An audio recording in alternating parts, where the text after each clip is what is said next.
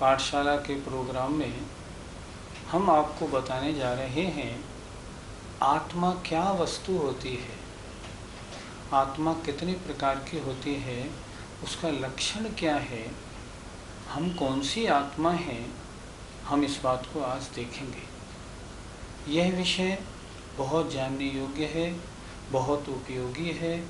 हम सबको अपने बारे में अच्छा परिचय प्राप्त करने के लिए आज का विषय बहुत आपको मदद देगा। आइए प्रारंभ करते हैं। पहले ये बताएं, आत्मा का क्या स्वरूप है? आत्मा के स्वरूप के बारे में सर्वार सिद्धिकार लिखते हैं, जो सम्यक दर्शन ज्ञान चारित्र को प्राप्त हो उसे आत्मा कहते हैं। अथवा हम ये भी कह सकते हैं कि जो दर्शन और ज्ञान उपयोग वाला हो उसे आत्मा कहते हैं। इस तरह आत्मा की परिभाषा जाननी चाहिए। आत्मा के बारे में द्रव्य संग्रह ग्रंथ में पहली 14 गाथाओं में बहुत अच्छी तरह समझाया गया है। अगर द्रव्य संग्रह की पहली चौथी 14 गाथाएं हम अच्छी तरह पढ़ेंगे तो हमें आत्मा का विशेष परिचय प्राप्त होगा। हमारे दर्शक द्रव्य संग्रह पता नहीं कब पढ़ पाए। द्रव्य संग्रह का सारांश आप अगर बता देंगे तो बहुत अच्छा होगा। द्रव्य संग्रह के अनुसार मैं आत्मा के बारे में थोड़ी बात बताता हूँ। आत्मा उसे कहते हैं जो हमेशा चेतना से जीवित रहती है, जो कभी मरण को प्राप्त नहीं होती।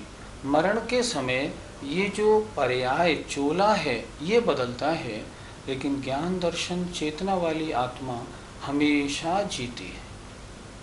दूसरी चीज़, आत्मा कैसी होती है? जो जानने देखने की शक्ति वाली होती है। आत्मा कैसी होती है? जो स्वभाव से अमूर्तिक है। अमूर्तिक माने रूप रस गंध और स्पर्श नहीं होने के कारण देखी नहीं जाती। लेकिन वह आत्मा जब संसारी अवस्था में कर्मों से लिप्त होती है तो कथनचित मूर्तिक भी होती है। ऐसी आत्मा होती है। जितनी भी करने वाले कार्य हैं उन सबको करने वाला कौन है? आत्मा है। ये आत्मा क्या करती है? काम भी करती है, बहिरंग काम। जैसे माँ ने रोटी बनाई, तो रोटी बनाई तो क्या हुआ? ये रोटी बनाने का काम माँ ने किया, तो ये काम जीव का होता है। आत्मा के राग द्वेष आदि परिणाम ये जीव ने किए। शुद्ध ज्ञान दर्शन रूप परिणाम ये जीव के होते हैं। आत्मा किसे कहते हैं? जो सुख दुख का भोगने वाला होता है। देखो, इस शरीर में से अगर आत्मा निकल जाए, फिर इस शरीर को हम डंडे से मारें और पीटें, क्या इसको दर्द का अनुभव होगा? नहीं होगा। क्यों नहीं होगा? कि सुख दुख का अनुभव करने वाला कौन था? आत्मा। वो आत्मा इसमें से निकल गया, इसलिए जो सुख दुख का भोग या सुख दुख का जो वेदन करता है वह होती है आत्मा। प्रश्न उठता है, आत्मा कितनी बड़ी होती है? संसारी अवस्था में आत्मा जिस शरीर को धारण करती है उस शरीर के बराबर हो जाती है। कभी हाथी के शरीर में जाती है तो हाथी के शरीर जितनी हो जाती है। जैसे आप लोगों ने सुना होगा, स्वयंभू रमण समुद्र का मत्स्य 1000 योजन लंबा, 500 योजन चौड़ा और 250 योजन मोटा होता है। तो इतना बड़ा मत्स्य होता है तो आत्मा उतनी बड़ी हो जाती है। तो है क्या? यद्यपि आत्मा असंख्यात प्रदेशी है, अर्थात लोक प्रमाण प्रदेश के बराबर है, पर कर्मोदय के कारण जो शरीर प्राप्त करती है ना, उस शरीर के बराबर हो जाती है। आत्मा कैसी है? आत्मा 1 इंद्रिय, 2 इंद्रिय, 3 इंद्रिय, 4 इंद्रिय, 5 इंद्रिय, सैनी असैनी भेद वाली है। इसमें बहुत तरह के इसके भेद होते हैं। और ये आत्मा जब कर्म बंधन से छूट जाती है तब ये मुक्त अवस्था को प्राप्त हो जाती है और इस शरीर से कुछ कम आकार लेकर लोक के अग्रभाग में जाकर विराजमान हो जाती है। ऐसी ये आत्मा है। आत्मा को अगर स्पष्ट देखना हो तो कैसे देखें? ऐसे देखें, जिंदा और मुर्दा इसमें जो भेद है वो हमें बताता है आत्मा सहित क्या है और आत्मा रहित क्या है। मुर्दे में जो चीज निकल गई उसका नाम आत्मा है।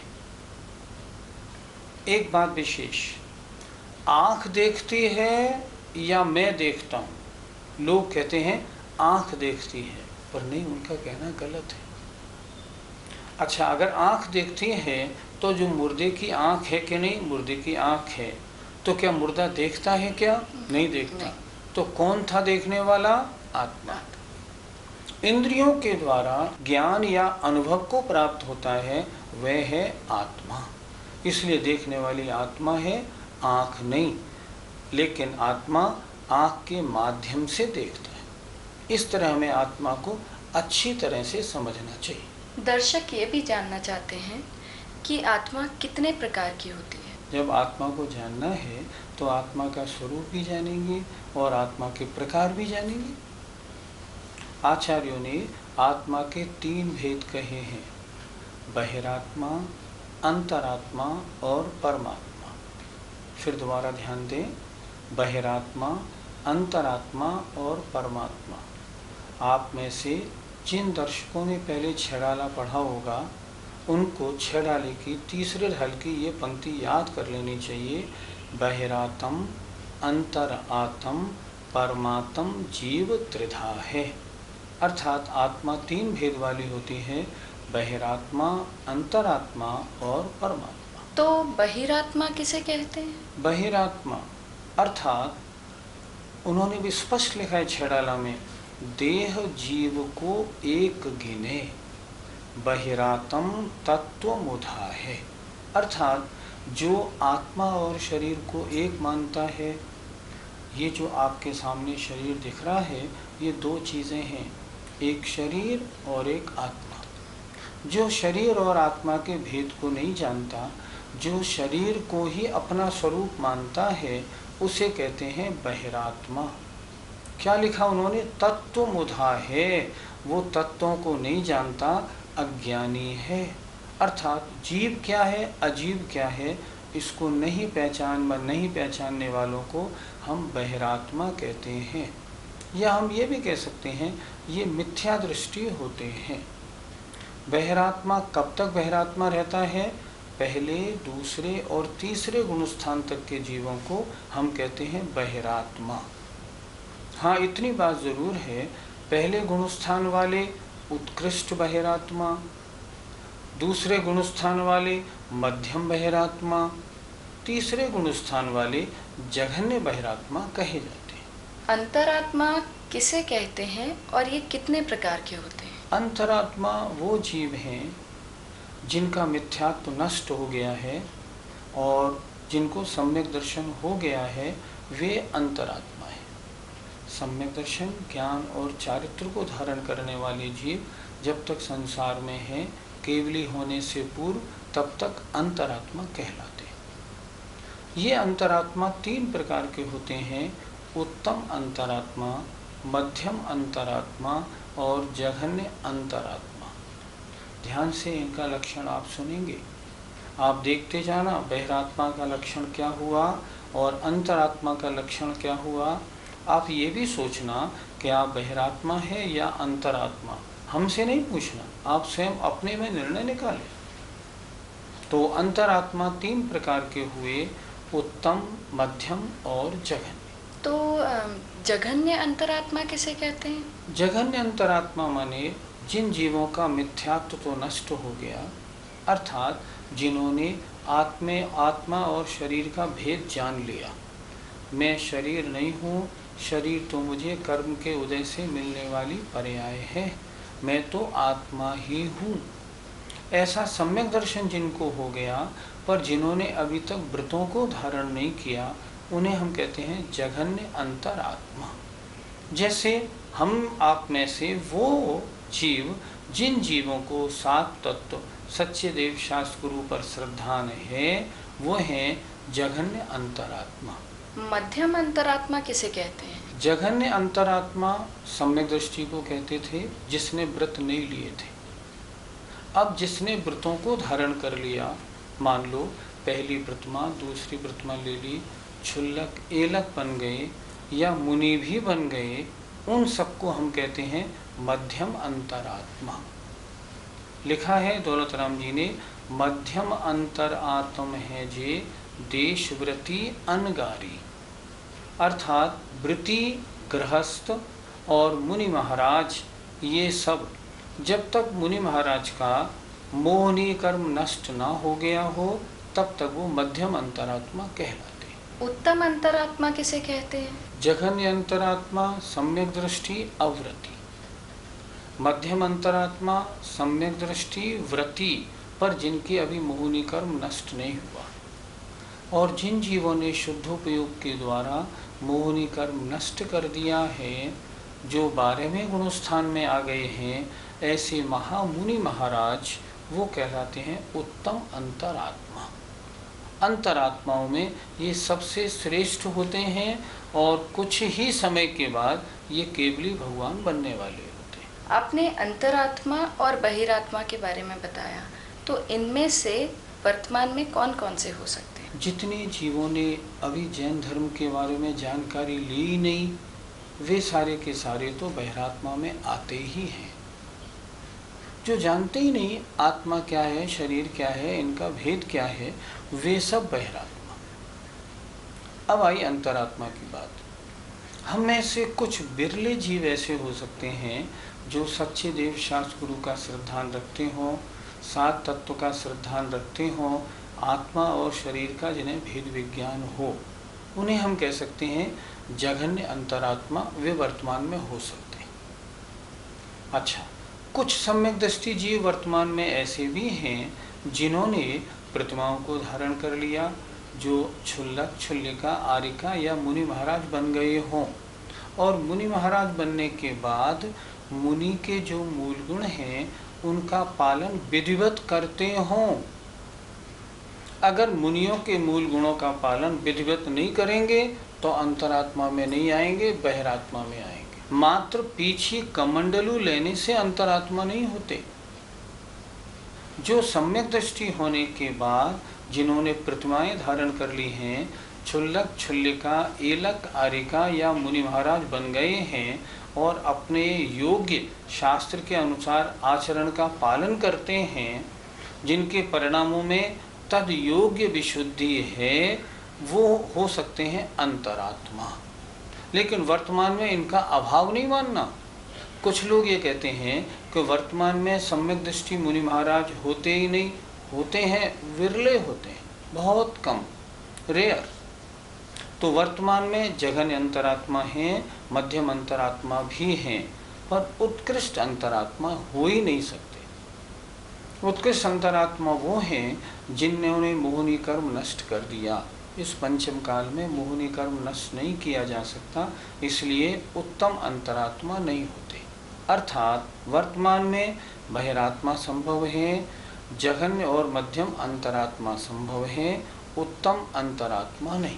हमारे दर्शक अपने को अंतरात्मा माने या बहिरात्मा? स्वयं सोचें, हम क्या बताएं, हमें क्या मालूम बहिरात्मा है या अंतरात्मा। अब सोचें, आप में से कितने दर्शक ऐसे हैं जिनको जैन धर्म का सही परिचय है। देखो, जब तक जैन धर्म का परिचय नहीं हो, 7 तत्व 9 पदार्थ का अच्छा ज्ञान नहीं हो, सच्चे देव शास्त्र गुरु की परिभाषा, ज्ञान, स्वाध्याय और पक्का श्रद्धान जब तक नहीं है, तब तक तो बहिरात्मा है।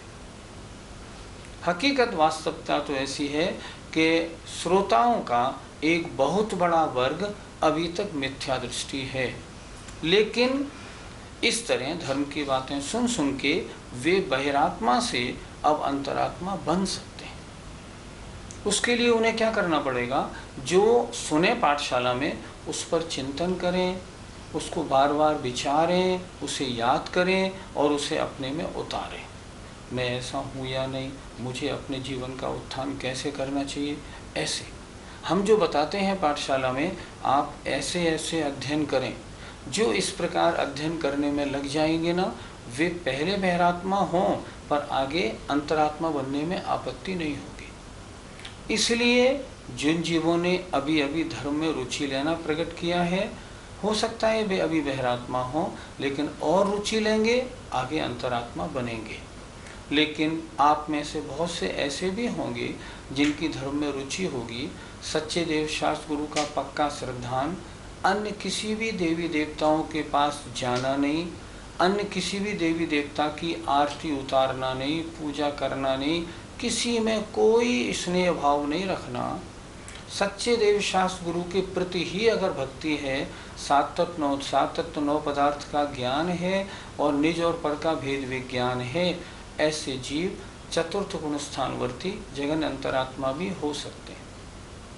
हो सकता है कुछ दर्शक ऐसे भी हों जो सम्यक दृष्टि भी हों और व्रति भी हों। अगर ऐसे हैं तो वे मध्यम अंतरात्मा भी हो सकते हैं। इससे आगे का तो कोई प्रश्न ही नहीं। अतः दर्शकों में मैं फिर कह रहा हूँ, कहते में हिच हो रही है, बहुत संख्या बहिरात्माओं की है, लेकिन वे निश्चित रूप से आगे अंतरात्मा बनेंगे और थोड़ी संख्या जघन्य और मध्यम अंतरात्मा की है। आत्मा का तीसरा भेद है परमात्मा। परमात्मा किसे कहते हैं और ये कितने प्रकार के होते हैं? परमात्मा उन्हें कहते हैं जो अरहंत या सिद्ध अवस्था को प्राप्त हो गए हों, वो कहलाते हैं परमात्मा। परम आत्मा अर्थात आत्मा में जो श्रेष्ठ आत्माएं हैं, जिन्होंने घातिया कर्मों का नाश कर दिया है, ऐसे अरहंत भगवान, और जिन्होंने समस्त कर्मों का नाश कर दिया है, ऐसे सिद्ध भगवान, ये कहलाते हैं परमात्मा। तो परमात्मा के भेद भी तो बताइए। परमात्मा दो प्रकार की होती है, एक सकल परमात्मा और एक निकल परमात्मा। अर्थात कल कहते हैं शरीर को, जो शरीर सहित परमात्मा हैं वे सकल परमात्मा। नी कहते हैं रहित, निकल माने शरीर रहित, जो शरीर रहित परमात्मा है वे निकल परमात्मा। अर्थात जो अरहंत परमेष्ठी हैं, 13वें और 14वें गुणस्थान वाले हैं, समवशरण में विराजमान भगवान हैं, वे कहलाते हैं सकल परमात्मा। वे परमात्मा पद को तो प्राप्त हो गए हैं, परंतु उनका शरीर अभी मौजूद है। इसलिए सकल, स माने सहित, कल माने शरीर। जो शरीर सहित परमात्मा हैं वे अरहंत भगवान हैं, और जो शरीर रहित हो गए हैं, मोक्ष में जाकर विराजमान हो गए हैं, परम शुद्ध अवस्था को प्राप्त हो गए हैं, उन्हें हम कहते हैं निकल परमात्मा, शरीर रहित परमात्मा। तो परमात्मा के दो भेद, सकल परमात्मा और निकल परमात्मा। ये बताइए, आत्मा और जीव में क्या अंतर होता है? यद्यपि आत्मा और जीव लगभग पर्यायवाची हैं, दोनों में अंतर नहीं, लेकिन फिर भी जो चेतना लक्षण वाला है उसे आचार्यों ने आत्मा कहा है, और जो 5 इंद्रिय, बल, आयु और श्वासोच्छ्वास 10 प्राणों से जीवित रहता है उसे कहते हैं जीव। इतना अंतर पड़ता है।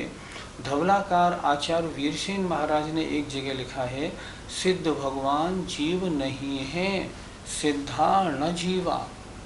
क्यों जीव नहीं है? क्योंकि वो 10 प्राणों से नहीं जीते हैं। 10 प्राण से जीने वाली अवस्था जब तक वे संसार में थे तब तक थी। तो जो 10 प्राणों से जिए वो जीव, और जो मात्र जानने देखने वाला है उसे कहते हैं आत्मा। वैसे दोनों कथनचित पर्यायवाची भी हैं और कथनचित इनमें भेद भी है। हम आत्मा भी हैं और जीव भी हैं।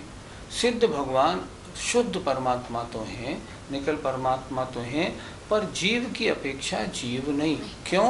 कि उनके 10 प्राणों का अभाव है। इसीलिए आचार्य ने कहा सिद्धा न जीवा। इसलिए कथनचित जीव और आत्मा में अंतर भी होता है। 3 तरह की आत्माओं में से हम किन किन आत्माओं को देख सकते हैं? आप किसी भी आत्मा को नहीं देख सकते। क्यों नहीं देख सकते? शरीर दिखाई देता है, आत्मा दिखाई कहाँ देती है? नहीं दिखाई देती। इसलिए आँखों से तो आप किसी भी आत्मा को नहीं देख सकते। लेकिन ये बोलें कि वर्तमान में हमें कौन कौन सी आत्माएं पंचम काल में दिखाई पड़ती हैं। बहिरात्मा बहुत दिखाई पड़ते हैं। जैन धर्म से शून्य सारे जीव बहिरात्मा है। अच्छा, कोई कोई जीव जो धर्म में लगे हुए हैं, श्रद्धावान हैं, अव्रती हैं, जघन्य अंतरात्मा हमको बहुत दिखाई पड़ते। मध्यम अंतरात्मा कोई मुनि महाराज, कोई आर्यिका वगैरह हो और उनकी चर्या आगम के अनुसार हो तो वे मध्यम अंतरात्मा भी दिखाई पड़ सकते हैं। लेकिन वर्तमान में उत्तम अंतरात्मा इस पंचम काल में कोई भी नहीं है। हाँ, उत्तम अंतरात्मा इस समय विदेह क्षेत्र में है। वहाँ पर सकल परमात्मा अरहंत परमेष्टि भी हैं और निकल परमात्मा तो सारी सिद्धालय में विराजमान होते हैं, वो तो दृष्टिगोचर होने का प्रश्न ही नहीं। तो यहाँ हम केवल देख सकते हैं बहिरात्मा और जघन्य और मध्यम अंतरात्मा को, और विदेह क्षेत्र में अगर हो तो उत्कृष्ट अंतरात्मा और सकल परमात्मा समव शरण में विराजमान भगवान को बड़े आनंद के साथ हम दर्शन कर सकते हैं। लेकिन फिर भी ध्यान रखना, जो कुछ तुम्हें दिखाई दे रहा है ये आत्मा नहीं है। अच्छा एक बात बताओ, जो तुमको दिख रहा है ये जीव है या अजीब? जो दिख रहा है वह तो अजीब है, उसके अंदर आत्मा है जिसके कारण हमें वह दिख रहा है। नहीं, ये जो दिख रहा है इसको तुम क्या मानोगे, ये पुद्गल की पर्याय है या जीव की? जीव की पर्याय है। नहीं, पुद्गल की पर्याय नहीं, जीव और अजीब की मिली जुली पर्याय है। देखो, मुर्दा है वो अजीब की पर्याय, जिंदा आदमी है वो जीव और अजीब की मिली जुली पर्याय है। हमारी ये पर्याय जो है ये जीव और अजीब की मिली जुली पर्याय है। अगर हम इसे अजीब की पर्याय कह देंगे फिर इसमें अनुभव नहीं होना चाहिए, सुख दुख का अनुभव करती है, तो जीव अजीब की मिली जुली पर्याय है। हमारी आत्मा इस पूरे शरीर के बराबर है, इसलिए जितना बड़ा शरीर उतनी बड़ी आत्मा, अर्थात ये जो बॉडी दिख रही है ना, ये जीव और अजीब की मिली जुली पर्याय है। आत्मा के तीनों भेदों को जानकर हमारे दर्शकों को क्या करना चाहिए? दर्शक स्वयं सोचें। मैं आपसे पूछता हूँ, आप सबसे जो हमारा ये प्रोग्राम देख रहे हैं, क्या आप बहिरात्मा बनना पसंद करेंगे? कभी पसंद नहीं करेंगे। तो आप क्या चाहेंगे? हम अंतरात्मा बने और इस पर्याय में नहीं तो अगली किसी पर्याय में हम परमात्मा पद को प्राप्त हो जाएं। चाहेंगे कि नहीं?